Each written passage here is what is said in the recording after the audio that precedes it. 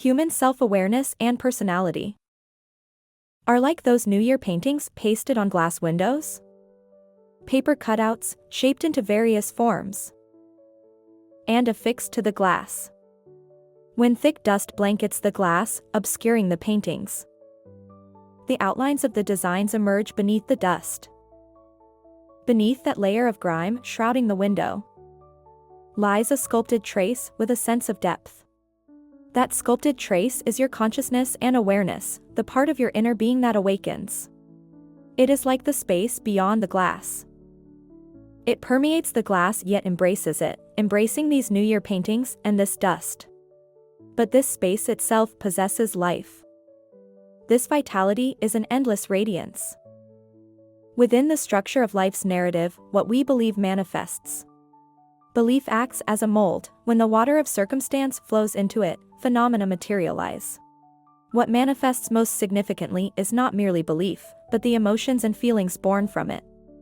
The circumstances that emerge depend entirely on the vibrational frequency of these emotions and feelings. Every emotional sensation is a frequency. You will experience circumstances aligned with that emotion. The more intense the emotion, the more it manifests as tangible reality.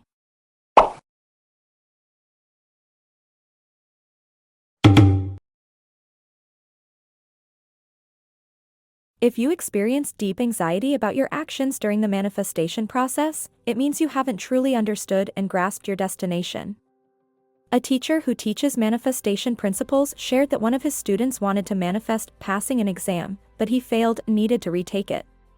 He went back to ask the teacher why he failed.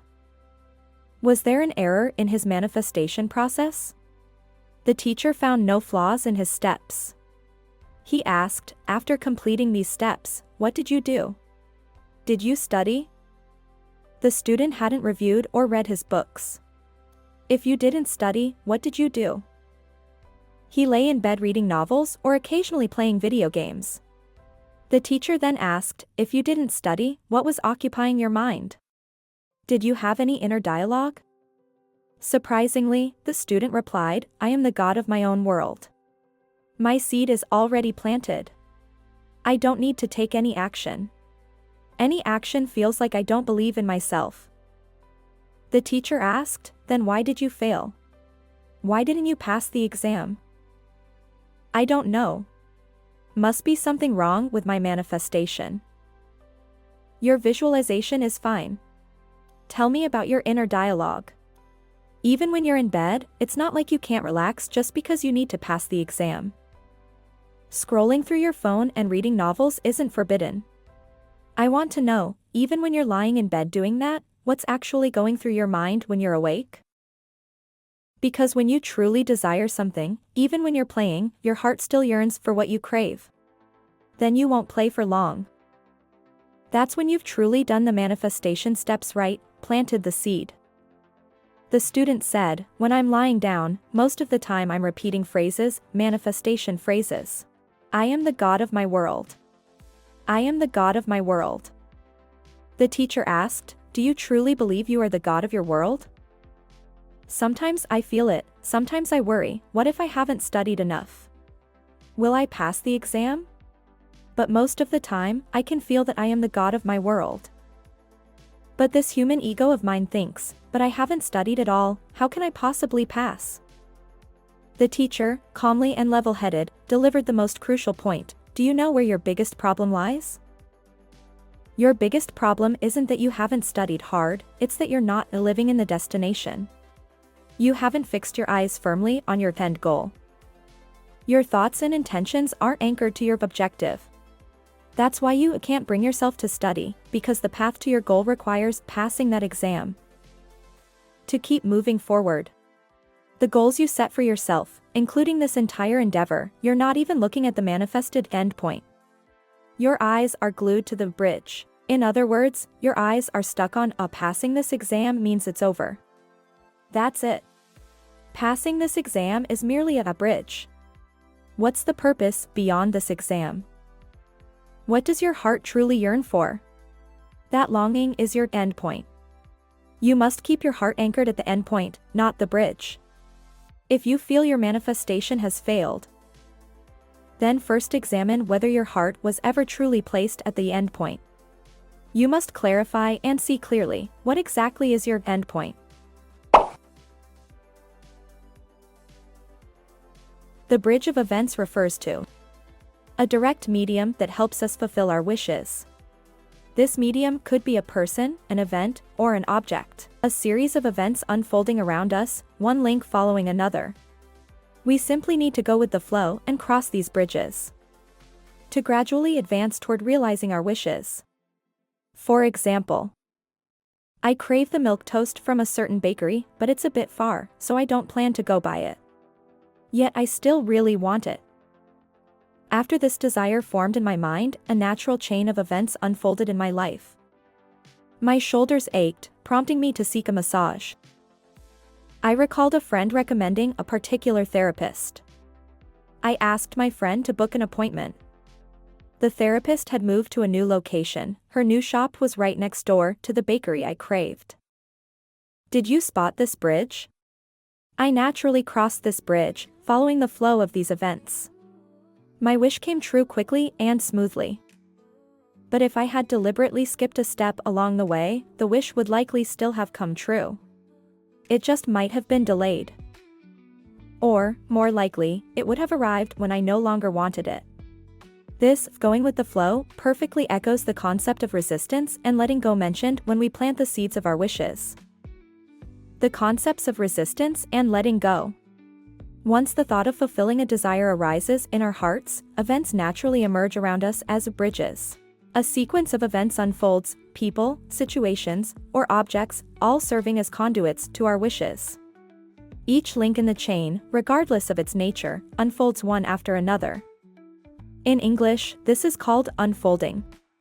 To put it concretely, it's like taking a small folded piece of paper and gradually unfolding it layer by layer. We can also describe this phenomenon as a domino effect. Planting the seed is like knocking over the first domino. After that, we simply need to go with the flow and connect these bridges, just as the dominoes fall one after another. We advance step by step toward fulfilling our desires. These bridges know no bounds of time or subject, whether we recognize it or not. Most of what we encounter in life today stems from bridges built by seeds we planted in the past through our thoughts, words, and actions. These bridges gather together, gradually and continuously unfolding in our lives. This is what Neville Goddard meant when he said, "Everyone or everything is you push out. 95% of the people and things we encounter in life are manifestations of ourselves. The remaining 5% relates to collective consciousness and the broader environment. Everything that has happened in the past is a bridge leading you to that destination." Once you grasp this principle, you will understand how crucial it is to be mindful of your words, actions, and thoughts, steering them toward positive directions. We cannot predict when the seeds we plant will begin to unfold. These bridges carry no inherent judgment of good or bad. So if we wish for only positive bridges to appear, we must add the phrase, "in the best possible way," when making our wishes. Once the seed is planted, the bridge begins to unfold. When a wish seems unfulfilled, ask yourself, am I truly ready? Is there a way to discern which bridges lead to wish fulfillment? Two common signs emerge. Achieving your wish may require losing something first. For instance, Xiaoming wished to pay off his house in full, only to face a financial crisis afterward. Most people would crumble at this point, dismissing it as a worthless manifestation law. But Xiaoming understood why the bridge appeared. When we wish for something, it often involves a replacement concept. For instance, wanting a new car might mean your current one breaks down unexpectedly. Wanting a new phone might mean your current one goes missing. Wanting to spend your life with a man who deeply loves you. If your current boyfriend doesn't love you enough, you might break up for some reason. If you want a better paying job, your current company might fire you for some reason. And so on. To help you insist on what you truly desire, the universe will take any possible action to push you out of your current situation. For some desires, the bridge appears swiftly, for others, it takes longer. Determining what you truly want is indeed challenging. We easily fall into the blind spot of a self-righteousness, which is why you set goals incorrectly, mistaking the bridge for the destination. Sometimes, even when every step is right, your wish still fails. This happens because you haven't clarified your innermost desire, leading you to misplace your focus. For example, wishing to win the lottery jackpot. Why do you want to win the jackpot? Because you want to buy a house. So what you truly desire is to own a home of your own. Then don't imagine winning the lottery, imagine owning a house. Because winning the lottery is merely a bridge event. Winning the lottery gives you the money to buy a house. The bridge event shouldn't be mistaken for the living at the destination goal image. The key is, once you win the lottery and get that money, what do you want to do with it? Set your goal directly on that, what you do with it. That is your true destination. Not the bridge.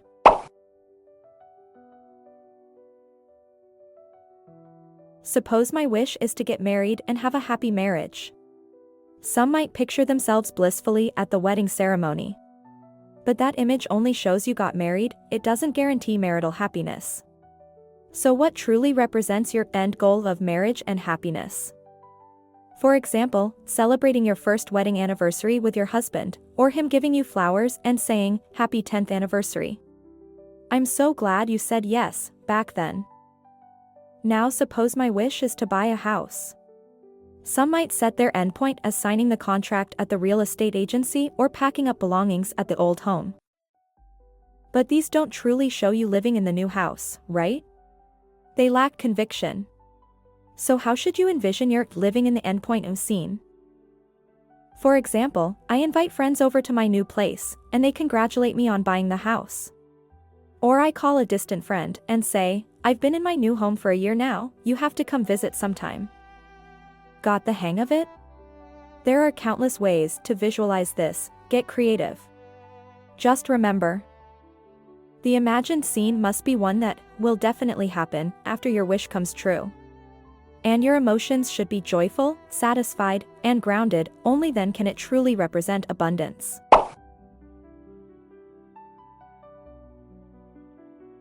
The previous steps have already covered the difference between living at the endpoint and bridge events. You already know how to set your endpoint image as your goal. After setting your goal, you can refer to some steps from Neville Goddard. The most important thing is to use your imagination, engage all your senses. Visualize, hear, smell, and touch your endpoint scene. True feeling is a sensation, not thought. You can alter your current reality by imagining a scene that will become real over time. Immerse yourself deeply in your endpoint scene, experiencing all the senses of the desired reality. Because your senses and feelings cannot deceive you. As long as you believe it is real, you will attract the corresponding visual reality to align with you. Experience is the focused viewing within your heart, living in the feeling of your dreams' fulfillment. Here, we need to use the first-person perspective for this visualization. When you visualize with full concentration, feel the clarity within your imagery. Each attempt must vividly imagine the sensation of your hands and feet within the imagined scene. The feeling of being immersed in your imagined setting, persistently focusing on this subjective experience will ultimately overcome 3D reality. For this material world is itself virtual. Since it is virtual, we can naturally rewrite the script of this virtual reality with our consciousness. Keep imagining until your eyes feel fixed, as if pinned by a sword. Once fixed, your wish is anchored. Even when facing hardship, even when reality seems to deny its possibility, it is the creation born from my deepest self. The pattern I provide. A wish must first be seen and embraced within your heart. As long as your inner light shines brightly enough, it will give your wish. Visualize it. Consider how you would feel if you were already the person you truly aspire to be. Feeling matters profoundly. How would you perceive this reality if things unfolded as you desire? This sensation is living at the destination. Grasp that emotion, infuse it with vividness, then drift into sleep immersed in it, sink deeply into slumber. If you do this, soon a bridge of events will appear in your world. You'll experience a series of bridge events until manifestation is complete. As you sleep, deeply feel that your sensations are utterly real. All objective reality is born from imagination, for our thoughts create our reality. The key lies in feeling. When you feel you possess something, even if you don't actually have it, because you truly imagined it, you truly felt it, then it must exist. When you dwell long enough in this state, external reality manifests accordingly. Human beings are fundamentally composed of consciousness. You must transform your consciousness, for only through consciousness can life's phenomena and events be explained. If your consciousness is the sole reality, then it is also the sole substantive existence. You possess the capacity to envision yourself differently than you are now. What will you become? Your assumptions will automatically enter your field of vision, allowing you to see. Experience is the focused observation within your heart. Your emotions attract similar things to draw near you. Just as the feeling of wanting to sleep invites sleep, the feeling of being happy will also summon the reality of a happier version of yourself. After completing the visualization step and planting the seed, there's no need to search deliberately. You will soon encounter specific characters and situations appearing in your life, because things unfold in the most natural way. The success of manifestation hinges on your ability to sustain the new state long term. You must continually embody that new version of yourself deep within, the you after your wish has come true. Let it become your natural behavioral pattern in reality. Your wish essentially already exists. As long as you envision it vividly, it already exists. What you need is to live in the destination and feel the possession. By experiencing the state of your wish already fulfilled, you attract its arrival. The key lies in your feelings. That's all for today's video. If you enjoy my content, please subscribe and turn on notifications so you won't miss my next video. I'm Fong Lin. Thank you for watching my video. See you next time.